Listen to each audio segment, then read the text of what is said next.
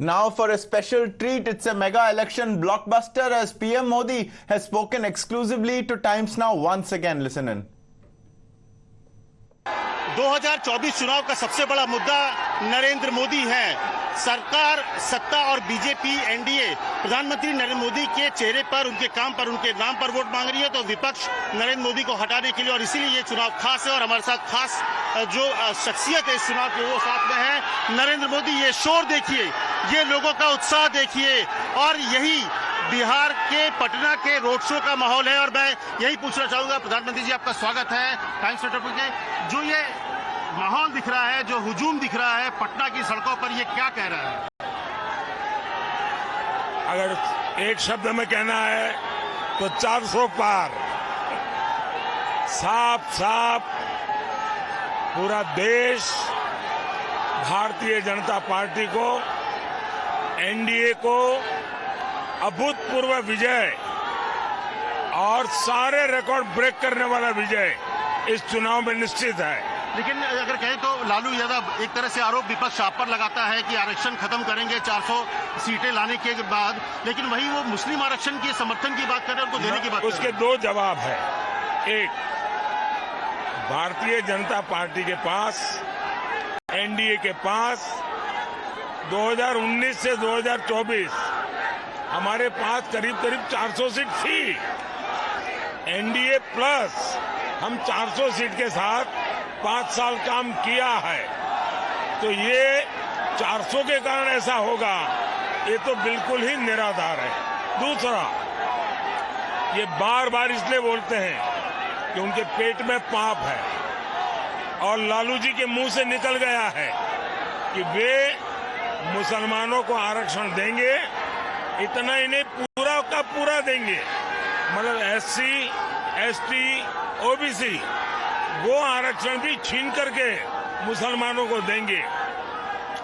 जहां तक भारत के संविधान का सवाल है, जिस समय भारत का संविधान बना, उस संविधान में संविधान सभा का सुविचारित मत था कि देश में धर्म के आधार पर आरक्षण नहीं होना चाहिए।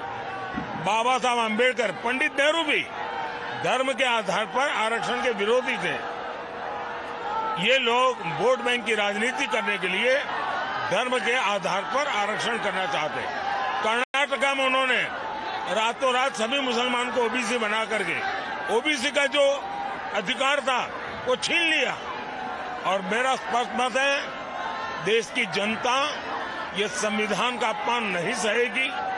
देश की जनता बाबा साहब अम्बेडकर का अपमान नहीं सहेगी। और जहां तक मोदी का सवाल है, मैं जब तक जिंदा हूं, मैं धर्म के आधार पर इस देश को बांटने नहीं दूंगा।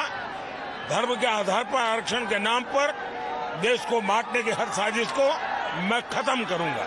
जो विपक्ष का बहुत आरोप है कि ईडी, सीबीआई का जो एक तरह से मिसयूज करके लोगों को पकड़ा जा रहा है, खत्म करने की कोशिश की जा रही है, आपको लगता है वो उसके बाद जो धन पकड़ा जा रहा है, जो काला धन पकड़ा जा रहा है, उसको पूरे देश में, दुनिया में, मैंने जो देश के लोग हैं, युवा है, उनको लगता है कि वो वापस आएगा? देश के लोगों ने पहली बार देखा है कि लगातार नोटों के पहाड़ पकड़े जा रहे हैं। नोट गिनने वाले मशीन थक जाते हैं, और ज्यादातर पैसे राजनेताओं के हाथ से पकड़े गए हैं, दूसरे ब्यूरोक्रेट्स के हाथ से पकड़े गए, ड्रग माफियाओं के हाथ से पकड़े गए हैं, गन रनर के हाथ से पकड़े गए हैं। तो देश की जनता देख रही है, 1.25 लाख करोड़ रुपया पकड़े जाना, और उसके बाद भी अगर आपको, तो ईडी की तारीफ करनी चाहिए कि वो कम से कम काम कर रहे हैं, उनको जो तनख्वाह मिलता है उसका ईमानदारी से काम कर रहे हैं। दूसरा, मेरा मत है कि जिसका पैसा गया है, जैसे बिहार में नौकरी के बदले में जमीन ले ली है, जब उसका ट्रेल मिलेगा, मैं उन सबकी जमीन वापस मिले,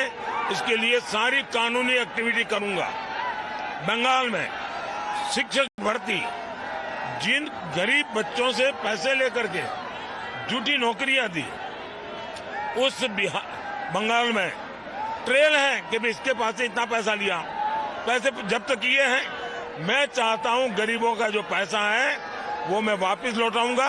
और मैं इसलिए कह रहा हूं कि अब तक हम 17,000 करोड़ रुपीज ऑलरेडी दे चुके हैं।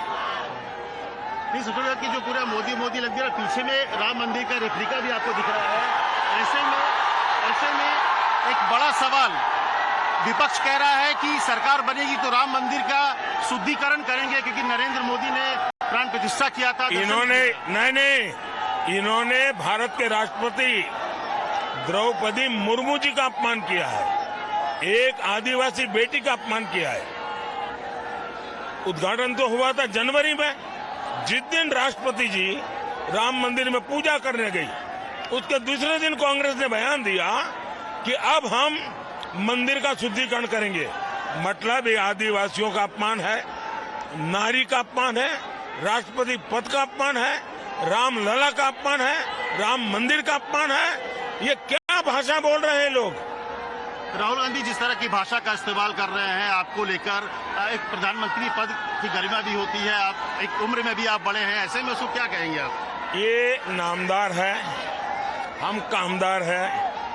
एक गरीब माँ का बच्चा जिंदगी भर गालियां सुन करके यहाँ आया है, और इसलिए मैं ऐसे लोगों के लिए एक शब्द नहीं कहूंगा, इतना ही कहूंगा वे नामदार है, हम कामदार है।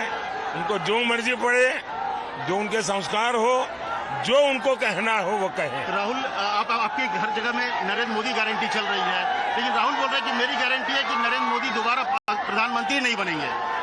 कांग्रेस की पूरी कोशिश ये है को मान्य विपक्ष कैसे बने, और कांग्रेस उनके इंडिया अलायंस के साथी ने एक बयान दिया है। उन्होंने कहा छोटी छोटी पार्टियों ने कांग्रेस में मर्ज कर देना चाहिए चुनाव के बाद। क्यों? क्योंकि उनको मालूम है कि अकेली कांग्रेस मान्य विपक्ष नहीं बन पाएगी। ये छोटे छोटे दल मिल जाए तो शायद मान्य विपक्ष बन सके, तो उनके लिए तो मान्य विपक्ष बनने के मुसीबत सामने दिख रही है। देखिए, कांग्रेस के सीएम ने कहा कि सर्जिकल स्ट्राइक को लेकर फिर सवाल खड़े कर रहे हैं कि कोई सबूत ही नहीं है सर्जिकल स्ट्राइक को लेकर। ये डे 1 से ऐसी भाषा बोल रहे हैं। पाकिस्तान की पार्लियामेंट में चर्चा हुई है, पाकिस्तान के लोग कह रहे हैं पार्लियामेंट में कि ये लोग मार करके चले जाते हैं। सर्जिकल स्ट्राइक को कोई क्वेश्चन नहीं कर सकता। इतने सालों के बाद हर कसौटी से पार उतर चुकी है। तभी बार बार थैंक यू भैया, बहुत बहुत धन्यवाद। बहुत बहुत धन्यवाद।